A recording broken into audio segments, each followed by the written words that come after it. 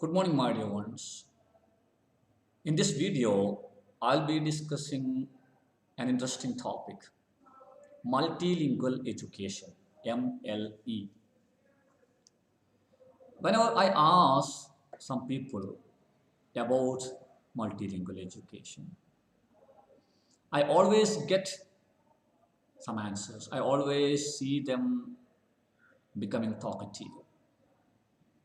They'll start telling multilingual education is learning a number of languages together.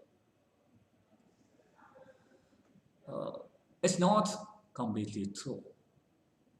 Actually, multilingual education is a strategy for teaching a second language.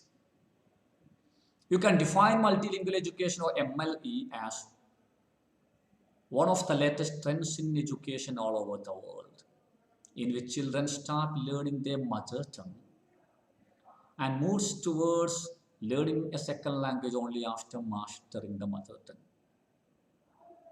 It's not learning two languages together.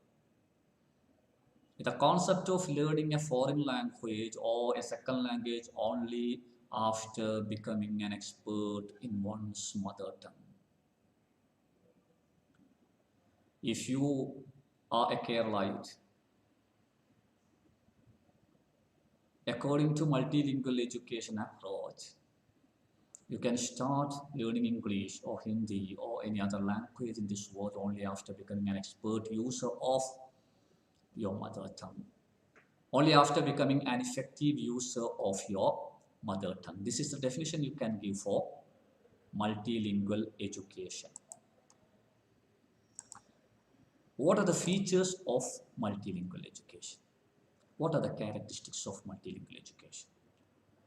First one, strong foundation in the mother tongue. Strong foundation, not only in the mother tongue, but also in the second language. For using a language in an effective manner, first of all, you should get strong foundation. You should get strong base. So when you use multilingual education strategy or approach for teaching or learning a second language, it will give you some foundation. Studies tell that children who start their education in their own language show better performance during the latest studies or during the latest stage of education. Studies tell so. If you are giving education in mother tongue during the early stage, during the primary stage or elementary stage of education, such students, the students who get their primary or elementary education in their mother tongue display better performance during the higher stage of education, because they have got a strong foundation. They have got some base for learning more and more. See, learning to know is one of the pillars of education according to UNESCO. That means you should be able to learn more. So first you should get some foundation. And the second feature is strong bridge. Multilingual education program constructs a strong bridge between learning the mother tongue and learning of the second language. Because there is an inevitable relationship between mother tongue and foreign language when you learn a foreign language. Some people tell that there is no need for using mother tongue for learning a foreign language. That is not true. For example, if you are learning the function of had in English language, then you should know something called ആയിട്ടുണ്ടായിരുന്നു, പോയിട്ടുണ്ടായിരുന്നു, ഉണ്ടായിരുന്നു. So you should know how to use ഉണ്ടായിരുന്നു. Then you can connect this ഉണ്ടായിരുന്നു, ആയിട്ടുണ്ടായിരുന്നു to this had. This connection is important. I don't tell about the complete word by word translation, but The functional items, you should know how to connect the functional items in the foreign language with your the functional items of your mother tongue. So MLE creates such a strong bridge between the mother tongue and the second language or the foreign language. Now let's look at the different stages. Look at different stages of MLE program, or different phases or different steps in MLE program, multilingual education program. The first phase or for the first stage is entire learning in first language. Everything should be learned in the first language. You should be able to discuss any topic in your mother tongue without any hesitation, fluently. The first thing is fluency in mother tongue. Means in spoken as well as written versions of your mother tongue. That is the first stage. You should teach your students how to argue, how to analyze, how to give solutions, how to explain, how to give authentic poems in the mother tongue. Then the second stage, fluency in L1. That is the continuation of the first stage and introduction of oral second language. So after becoming an expert in mother tongue, you can just start uttering the words in the foreign language. First utter the words, then utter the sentences. So then the third stage, becoming oral fluent. Only after becoming fluent in the oral aspect of foreign language, you can start the written version of foreign language or second language. And the final stage, using first language as well as second language for lifelong learning. See, you should be able to make use of your ability to use first language and second language for self-study, as I told, learning to know. Sometimes some books, sometimes you may have to read some books in your own mother tongue. But if the book is written in a standard language, in a lofty language, sometimes you will not be able to follow what the writer tells if you are not an expert in your mother tongue. That's a factor. And nowadays, most of the books are written in English language. So you may have to browse online, or you may have to refer to some English books. So in your further learning, mother tongue as well as English language is important.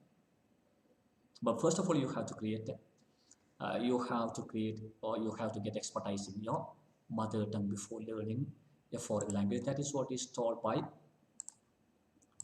MLA. Then what are the bases of MLE program? What are the principles behind MLE program? Actually, MLE program is not a program or not a strategy which was given birth on a particular day. But it has got some basis. It has got some principles. The first principle or the first basis behind MLE program is critical pedagogy of Paulo Freire. You might have heard. I'm sorry, there is a typing mistake. Paulo Freire, you have to add one more E at the end.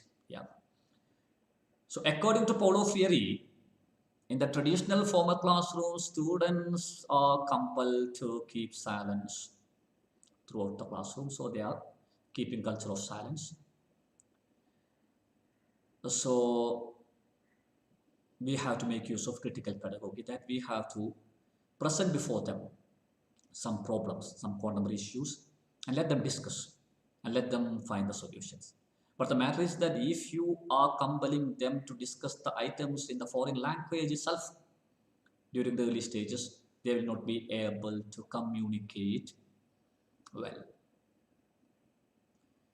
If you have to make them critical thinkers, if you have to make them logical thinkers, first of all, you have to let them think and discuss in their mother tongue. So first principle behind or first basis behind this MLE program is critical pedagogy of Polo Freire. And the second one is social constructivism of Vygotsky. According to Vygotsky, students learn or children learn new things by constructing knowledge. They themselves construct knowledge. Learning occurs through self-construction of knowledge. But this construction of knowledge occurs only when there is interaction. Through some socio-cultural interaction, this construction of knowledge occurs. That means you have to make use of the methods such as discussion, debate, conversation, and so in your classroom. Let them discuss among them. But if you compel them to discuss in English language or in the foreign language, they will not be able to interact.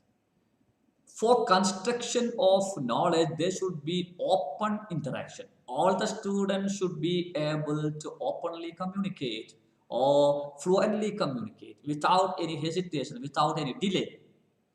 They should be able to express whatever there in their minds. So for having such a communication during the earliest stage of education, you should allow them to communicate in their mother tongue. Let them become masters in their mother tongue first, then you can ask them to discuss different topics or different issues in the foreign language or second language. Then the third one is cognitive theory of Piaget. You might have heard genetic epistemology of Piaget. According to Piaget, there is a natural timetable for the life of human beings. Different stages are there, 4 stages are there. And he tells that human beings start thinking logically only after becoming 10 years old or 11 years old. Learning a new language needs logical thinking or reasoning. So the right time for teaching a new language is age of 10 years or 11. That means first you should make them able to think logically. You should enrich their reasoning power. You should help them develop reasoning power or logical thinking capacity. And that can be done in their mother tongue. So let them able to think logically in mother tongue. Then after that, let them start learning a new language, because learning a new language requires logical thinking capacity. So this is something about multilingual education program. I feel that you have got a thorough idea about MLE or Multilingual Education Program. Thank you very much.